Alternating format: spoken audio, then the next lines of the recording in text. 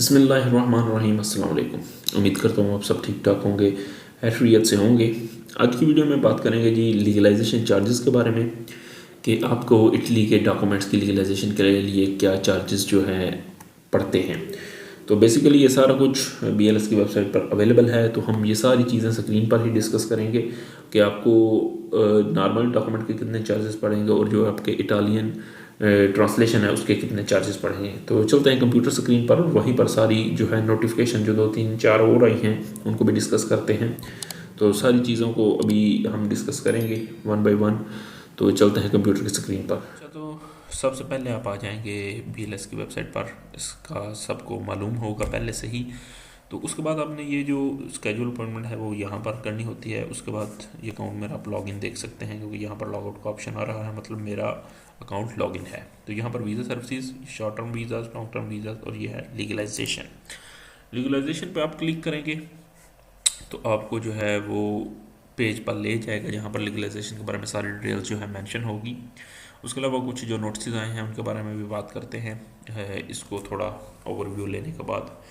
तो जी ये सारा एक जो है नोटिफिकेशन इनकी तरफ से लिखा गया है। उसके बाद जो मेन चीज़ होती है वो होती है फ़ी में जब आप जाएंगे तो ये देखें वो आपसे क्या फ़ी चार्ज कर रहे हैं पर डॉक्यूमेंट की। हर डॉक्यूमेंट की एक सेपरेट फ़ी होगी, कुछ की सेम होगी। सबसे पहले जी निकाहनामा का आपको 11 यूरो पे करना होंगे लीगलाइजेशन के लिए, जो कि पाकिस्तानी 3350 रुपये बन रहे हैं। ठीक है। उसके बाद ट्रांसलेशन इन इटालियन लैंग्वेज, अगर आपका निकाहनामा इटालियन लैंग्वेज में ट्रांसलेट होगा तो वो उसके आपसे 13 एरो जो है वो लेंगे, जो कि 3960 रुपये बनेंगे। ये देखें आगे पर पेज लिखा हुआ है। ठीक है ना। उसके बाद डिफरेंट डॉक्यूमेंटेशन है, जिस तरह के लीगलाइजेशन ऑफ सिविल एक्ट्स, ये कुछ डॉक्यूमेंट है नादरा की तरफ से, तो उसकी 11 यूरो। और अगर उसको इटालियन में आप करवाएंगे और उसके बाद उसकी जो होगी अटेस्टेशन वो 13 यूरो में होगी। FRC फैमिली रजिस्ट्रेशन सर्टिफिकेट, ये भी आपको नादरा से मिलता है।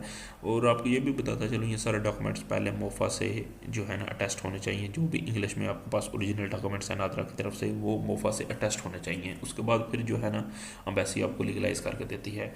उसके बाद ये FRC को आप इटालियन लैंग्वेज में करवाएंगे, उसके आपको 13 यूरो जो है पे करना पड़ेंगे लीगलाइजेशन के लिए। उसके बाद बर्थ सर्टिफिकेट भी 11 और उसकी इटालियन लैंग्वेज 13 में। ये देखें death certificate, police character certificate को वो आपसे 24 यूरो जो है चार्ज कर रहे हैं। अगर आप उसको इटालियन लैंग्वेज में कन्वर्ट करके तो उसका लीगलाइजेशन करवा रहे हैं तो वो उसके 13 यूरो ही चार्ज करेगा। तो इटालियन के तकरीबन सेम है। बाकी जो हैं अब लेटर ऑफ यूनियन कौंसल, उसका भी आपसे 24 यूरो जो है वो चार्ज करेगा। अगर आपकी डिवोर्स हो चुकी है तो उसके 24 यूरो। डिवोर्स प्रोसीडिंग्स, जो कि कोर्ट की तरफ से कोई भी डॉक्यूमेंट है, उसका जो है 24 यूरो होगा। मेडिकल सर्टिफिकेट है उसका भी 24 यूरो।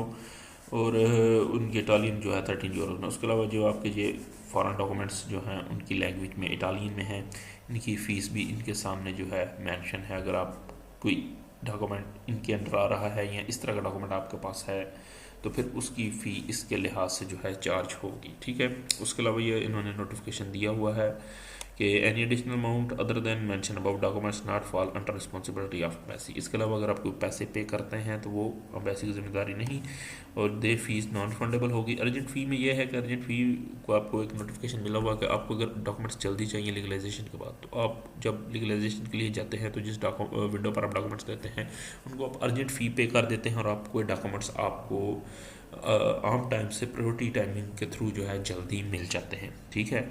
ये सारी होगी फ़ीस इसकी। ये है डॉक्यूमेंट्स रिक्वायर्ड, कौन कौन से आपको डॉक्यूमेंट्स रिक्वायर्ड होंगे ये आप इजीली पढ़ सकते हैं यहाँ पर आके, कौन कौन से डॉक्यूमेंट हम आपसे रिक्वायर्ड कर रहे हैं वहाँ पर। ठीक है। लीगलाइजेशन रिक्वायरमेंट्स भी यहाँ पर जो है मेंशन है, क्योंकि अगर मैं इन चीज़ों को सारी डिटेल्स के साथ जाऊँगा तो ये बहुत ज़्यादा लंबी हो जाएगी, क्योंकि फिर मैं आपको शॉर्ट बताता हूँ। जो दूसरा नोटिफिकेशन आया हुआ है उसके बारे में भी आपको थोड़ी सी क्लियरेंस दे देता हूँ, आइडिया दे देता हूँ। आगे ये फॉर्म्स हैं, ये होता है लीगलाइजेशन रिक्वेस्ट फॉर्म, इसको आपने फिल आउट करना होता है और उसके बाद जो है आपने अम्बेसी को सबमिट करवाना होता है डॉक्यूमेंट्स लीगलाइजेशन के लिए।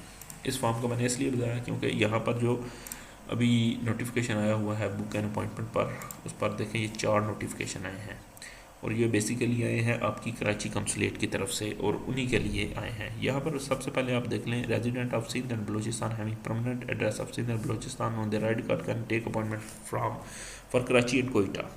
मतलब जो लोग सिंध और बलूचिस्तान से हैं वो कोयटा और कराची को अपॉइंटमेंट ले सकते हैं। और कुछ लोग कह रहे थे कि जी कोयटा में वर्क परमिट्स की जो है नहीं शो हो रही, तो ये इनका कौंसलेट का अपना हिसाब होता है। जो सेंटर है उसको उसकी अथॉरिटीज़ के मुताबिक कुछ को जो है लीगलाइजेशन की नहीं दी जाएगी अथॉरिटी, कुछ को जो है स्टडी वीज़ास की नहीं दी जाएगी, तो वो अपने हिसाब से वो जो आपके BLS सेंटर्स हैं उनको अथॉरिटी मिलेगी, ठीक है ना।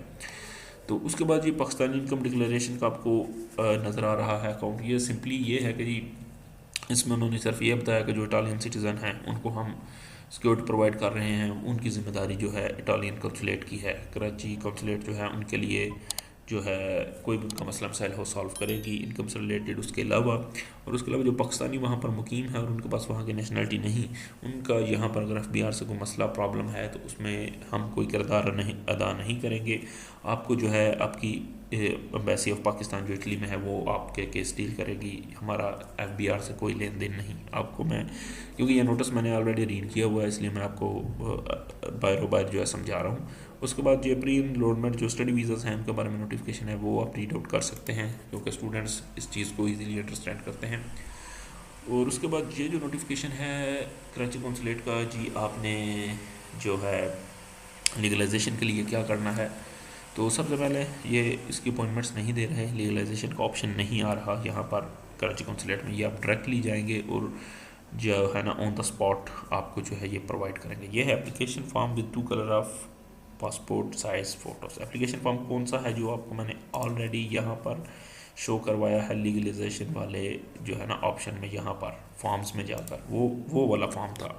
उसके बाद जी photocopy of CNAC of the applicant, आपका जो CNAC है कंप्यूटराइज्ड जिसको हम स्मार्ट कार्ड भी आजकल कहते हैं, उसकी जो फ़ोटोकॉपी आपके पास अवेलेबल होनी चाहिए वो अटैच होनी चाहिए। उसके बाद only residents of Sindh and Balochistan, जो सिर्फ सिंध और बलूचिस्तान के लोग कराची कौंसलेट के साथ कॉन्टैक्ट कर सकते हैं। पंजाब से या फिर दूसरे एरिया से आप उनको रीच आउट नहीं कर सकते। पंजाब वाले अपनी अपॉइंटमेंट लाहौर या इस्लामाबाद, मुल्तान या फैसलाबाद में ले सकते हैं, ठीक है। Letter of request of visa, आपने एक लेटर ऑफ रिक्वेस्ट लिखना है वीज़ा ऑफिसर को अपने वीज़ा से रिलेटेड, ठीक है, वो भी आपने साथ अटैच करना है। नल्ला उस्ता इशूड फ्राम स्पोर्टेलो, जो आपका वहाँ से नल्ला उस्ता इशू हुआ है इटालिया से, वो भी आपने साथ अटैच करना है। Marriage certificate from NADRA attested bye MOFA, और कराची का जो मोफा है उससे आपका जो है सर्टिफिकेट इशू अपना टेस्ट होना चाहिए। Marriage certificate, family registration certificate FRC, और उसके बाद आपका बर्थ सर्टिफिकेट होना चाहिए। ये सारे डॉक्यूमेंट्स मोफा से रजिस्टर्ड होने चाहिए। निकाहनामा, marriage certificate in Urdu through English tested by MOFA, ठीक है, जो उर्दू और इंग्लिश में है वो मोफा से टेस्ट होना चाहिए। उसके बाद उनकी आपको इटालियन कापीज़ भी रिक्वायर्ड होती हैं, उसके बारे में भी नीचे नोटिस है वो मैं आपको पढ़कर सुनाता हूँ। Photocopy of foreign permit of stay, बाहर से जो बंदा आपको कर रहा है इनवाइट, उसका जो है स्टे परमिट का जो स्टे है, मतलब स्टे ऑफ परमिट जहाँ पर वो रह रहा है उसका सारा डॉक्यूमेंटेशन वो। उसके बाद photocopy of travel document inviting person from Italy, जो आपका बंदा वहाँ अवेलेबल है, आपका शोहर, उसके ट्रैवल डॉक्यूमेंट की जो है ना एक फ़ोटोकॉपी होनी चाहिए आपके पास, यानी कि उसके पासपोर्ट की। उसके बाद उनका कार्ड वगैरह जो भी है उसकी भी आप अटैच कर लें तो बेहतर है। पुलिस करेक्टर सर्टिफिकेट है, मोफा से टेस्ट होना चाहिए। First photocopies of first 4 and last 2 pages, आपका जो पासपोर्ट है उसकी पहली 4 पेजेस की स्कैनिंग कॉपीज़ और आखिरी 2 पेजेस की कॉपीज़ जो है ना वो आपके पास अवेलेबल होनी चाहिए, ठीक हो गया। और CNAC should be updated with the name of husband in case of wife, अगर आप एक वाइफ हैं और आपका हस्बैंड आपको वहाँ पर बुला रहा है तो आपके शनाख्ती कार्ड पर आपके हस्बैंड का नाम मेंशन होना चाहिए, ठीक हो गया। उसके बाद जी ये सारा मिनिस्ट्री ऑफ फॉरेन अफेयर्स की तरफ से नोटिस है कि जी इन लोगों से आप जो है डॉक्यूमेंट्स अटेस्ट करवा सकते हैं कराची में। ये वो लोग हैं जो इटालियन कंसुलेट ऑफ कराची की तरफ से रजिस्टर्ड हैं, ये उनकी ईमेल एड्रेस है, उनके फ़ोन नंबर्स हैं, इन्हीं के थ्रू अगर आप लेकर जाएंगे डॉक्यूमेंट्स और ट्रांसलेशन तो एक्सेप्ट होगी, अदरवाइज़ आपकी एप्लीकेशन एक्सेप्ट नहीं होगी क्योंकि इनकी स्टैंप लगी होती है और वही स्टैंप आपकी कौंसुलेट में एक्सेप्ट होगी। उसके अलावा ये सारे नोटिस हैं, मोस्टली यही हैं कि mention documents must be legalised by the computed embassy और द कौंसुलेट, इन लोगों की तरफ से जो है होनी चाहिए जो है ना लीगलाइज्ड। उसके बाद note visa application has to produce at least 50 days before the departure date. आपकी डिपार्चर डेट से 15 दिन पहले तक जो है कम अज़ कम आपकी फ़ाइल सबमिट हो जानी चाहिए। Applicants to submit their visa request directly to outsourcing BLS in Karachi and Quetta. आप जो है एप्लीकेशन जो है डायरेक्टली जाके सबमिट करवा सकते हैं। ये आप सारे डॉक्यूमेंट पूरे करेंगे, उसके बाद आप जाकर जो है वहाँ पर ये अपनी एप्लीकेशन सबमिट करवाएंगे।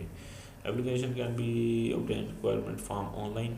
ये आपको जो अगर मैंने ऑनलाइन जो फॉर्म शो करवाया था ये उसकी डिटेल्स है, ठीक हो गया। ये सारी शॉर्ट डिटेल्स मैंने इसकी प्रोवाइड कर दी आपको। उसके बाद जी public announcement new outsourcing company, ये बेसिकली वही नोटिस है जो कि 28 फरवरी को इशू हुआ था इस्लामाबाद कौंसलेट से। अब इसको कराची कौंसलेट के लिए जो है इशू किया गया है जी। BLS इटली पाकिस्तान जो है वो अब कराची कौंसलेट की जो सर्विसेज प्रोवाइड करेगा।